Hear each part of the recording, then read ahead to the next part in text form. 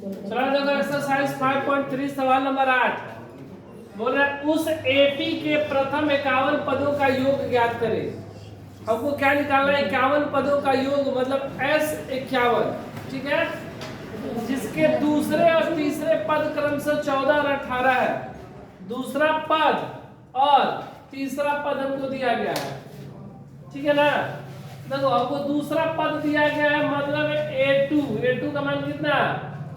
14, ठीक है, और तीसरा पद A3 बराबर 18 दिया गया है। और हमको क्या निकालना है? S51 अर्थात N बराबर 51, ठीक है ना। तो S51 निकालने के लिए हमको A और D का मान ज्ञात होना चाहिए। तो सबसे पहले हम लोग A और D का मान ज्ञात करेंगे। देखो A2 बराबर 14, A2 को क्या लिखेंगे? A प्लस D बराबर 14, A प्लस D बराबर 14, ये हो गया समीकरण 1। और देखो A3 बराबर दिया गया 18, मतलब A प्लस 2D बराबर 18, समीकरण 2।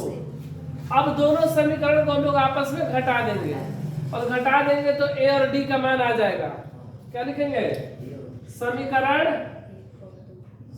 1 तथा 2 को घटाने पर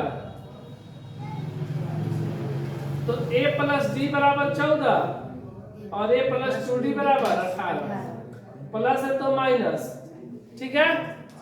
A कैंसिल ना, 2D में से D चला जाएगा, क्या बचेगा? सिर्फ D, और माइनस में D चूंकि 2 बड़ा है, और 18 में से 14 जाएगा माइनस का 4, माइनस माइनस कैंसिल, D बराबर 4। D का मान कितना आ गया?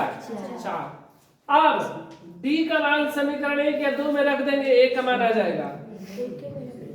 D का मान समीकरण 1 में रखने पर तो क्या है? A प्लस D बराबर 14। A का मान नहीं पता है। D का मान 4, 14 प्लस का 4 इधर आएगा तो 14 माइनस 4 घट गया, ये बराबर 10। A का मान 10।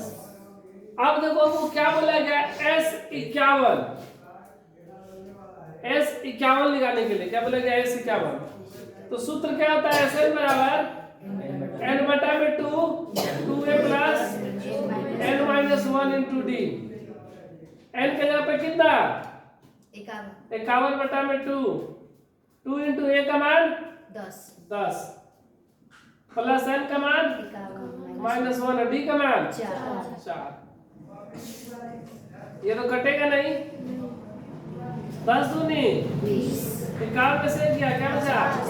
50 गुणे 4, 51 बटा में 2 20, 50 चौके 200, 51 बटा में 2 गुणे जोड़ने में कितना? 200, घटा देंगे 100, 51 गुणे 110, 51 का 1 हासिल 5, 51 कम 51 5, 51 5 56 ना, 5650।